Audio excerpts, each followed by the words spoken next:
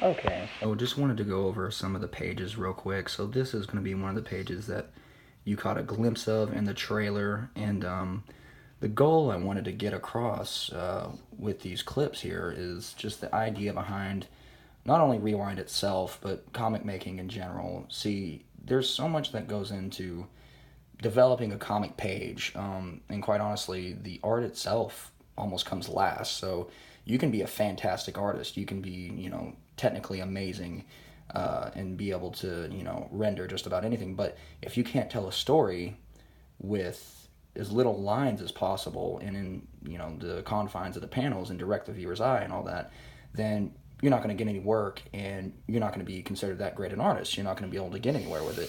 So, oh, excuse me. Move on here. It's one of the other pages. See, the style I tried to develop for Rewind was taking inspiration from, Frank Miller, the Greg Capullos, those kinds of guys that, specifically Frank Miller, brilliant legend in the industry, worked with very solid black and white shapes. Not a ton of line work, ton of hatching, but got his point across with nice, solid, dark shadows. So, I could go in here and render, let's say, and hatch and hatch and hatch, and, all over this entire page. I could lay out detail after detail with, hatch marks, cross hatches, and whatnot. But I knew for Rewind, specifically being a black and white comic, you need to be usually, and this is a noir story for the most part, you need to be visually captivating and have a high contrast style to, in my opinion, make it work for the better. I threw in some gray wash. That was something Chris and I kind of decided on last minute. It adds a little bit of flavor to it and just an extra dimension, I think, makes it a little bit more fun. And I only recently started using gray wash, actually. It's not been something that I've kept in my repertoire for long, but let's move on.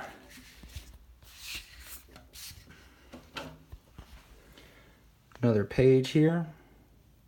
Take a look at that.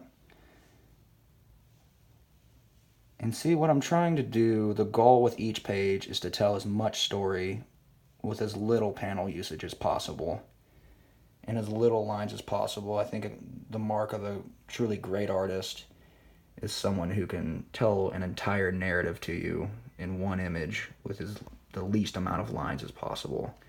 And that's my goal. That's what I'm trying to get across here, and hopefully I'm succeeding. You can be the judge of that.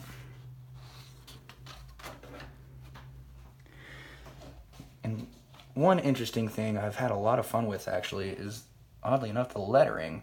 See, I go in here, as far as the inking process goes, I use, what is it? It's a Pentel ink brush, and sometimes I'll use just straight up paint brushes, depending on what effect I'm trying to go for, whether it be a splatter or, a smeary type of look. You can, you can get pretty creative with the different tools that you use. But with lettering here, I've had a lot of fun with that. I kind of took the idea from Sean Gordon Murphy. He's one of my big inspirations. His work on, I mean, you name it, Tokyo Ghost.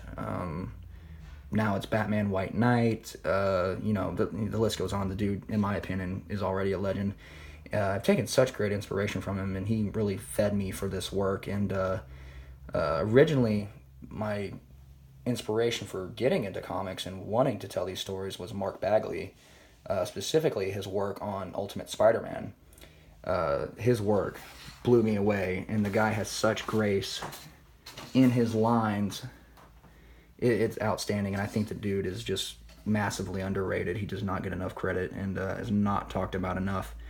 As I mentioned before, Greg Capullo is, I think he's become sort of the new Jim Lee in a way. I've heard him described as the people's artist, and I think that's correct. He's one of a kind, and the man, I mean, especially if you know his story, is amazingly inspiring and just a great dude in person. I've gotten, thankfully, the chance to meet him. Of course, Jim Lee.